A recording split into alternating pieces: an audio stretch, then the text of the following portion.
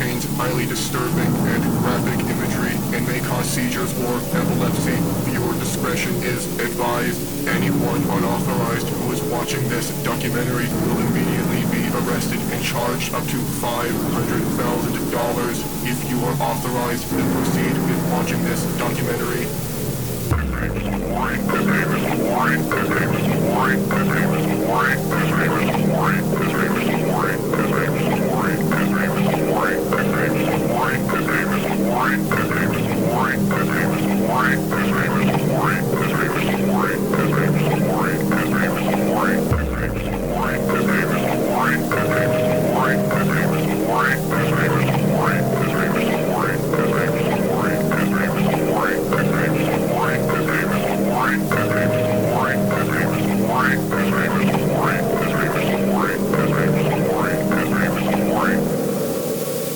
In the late 70s, a pizzeria and entertainment establishment was opened, and it became very popular among children and adults alike.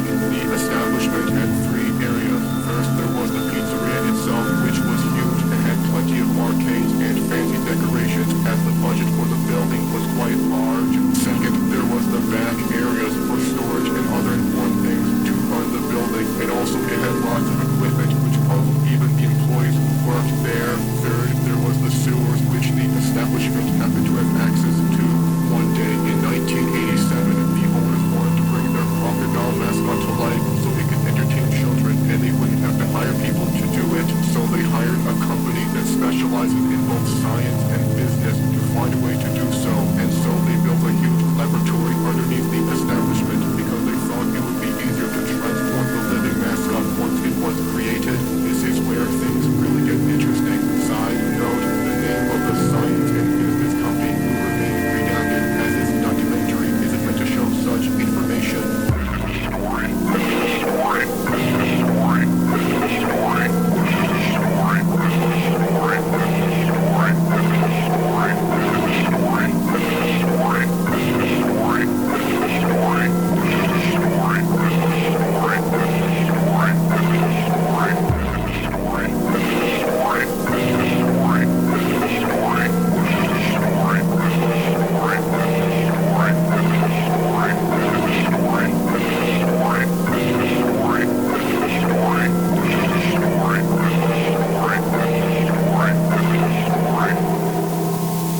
The science and business company was eager and pleased to be given several $1 million so they can bring the establishment's crocodile mascot to life. But it didn't just happen right away. They spent several months giving tests and examining people who were willing to help with their operations called Project Shogun until they found a recently graduated college student who was the best candidate. The science and business company was now ready for the next phase of their plan. First, they made the graduated college student sign a contract. Then, after he was done, they knocked him out with amnesia spray. Then, he was taken to the laboratory underneath the establishment so they can finally execute Project Shogun to bring the crocodile mascot to life. The people working for the science and business company put the graduated college student into a spring-lock suit, which doubles as both an animatronic and a suit if used correctly, and intentionally made the mechanisms go off, causing him to be trapped and start bleeding inside of the spring-lock suit. After cleaning up the mess, they injected 30 milliliters of an experimental substance called solver into the graduate college student's body, which was now stuck inside of the spring-lock suit.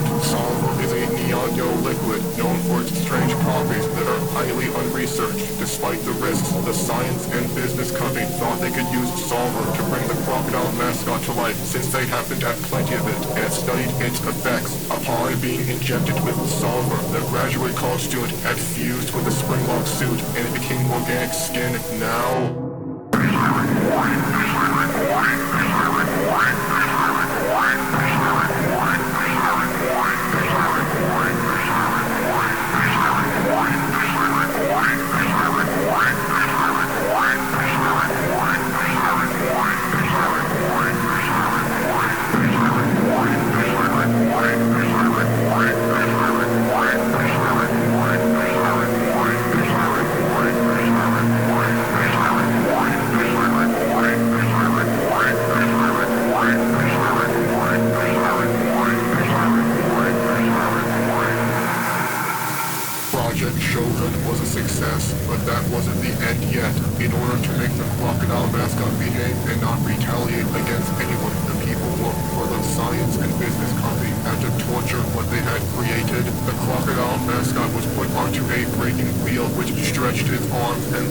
also was beaten with a club. Then it was put onto a modified guillotine which cut its neck but did not cut its head off. Then it was put inside of a walking freezer which made it pass out from the cold. Then it was tased and whipped across its spine, which is straightforward. Then it was forced to wear a gas mask which was connected to a carbon monoxide tank and subsequently suffocated. Finally, it was strangled with ropes while making sure it did not die. As mentioned before, this had to be done in order to make the crocodile mascot behave and not retaliate against anyone, or else there would be serious consequences. After several months of being tortured, the crocodile mascot was now ready to entertain children. Side note, the crocodile mascot was observed to act submissive and complied to the people working for the science and business company despite everything it had went through. It was thought this was a direct result of it formerly being a graduated college student, and it still had memories of its original self, although it is unknown to what extent it can remember before being turned into what it is now.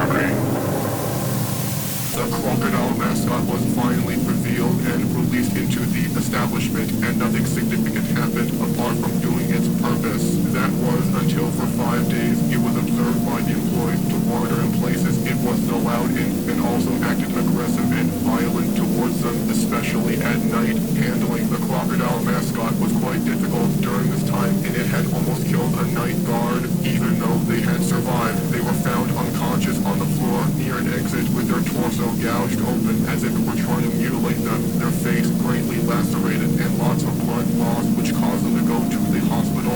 One day, when everyone in the establishment was minding their business, the crocodile mascot suddenly started killing people during the middle of its performance in a homicidal rampage, and also transformed into a monstrous version of itself. It killed a total of 2/3 of everyone in the building, and those who evacuated the massacre saw what happened. This event was described as bloodshed and a bloodbath that made even those who evacuated suicidal because of how gruesome and grotesque it was. Shortly after this event, the establishment was forced to close while also leaving all of the corpses in the building as it was too dangerous to enter and clean up. It turns out the reason why the crocodile mascot suddenly acted like it wanted to commit genocide and transformed is because this is the absolute status of the sulfur, which the science and business company tried to prevent by torturing it, but this only accelerated the transformation of the crocodile mascot, and now it kills anyone who enters the abandoned establishment. Because of this, the building had to be quarantined and restricted.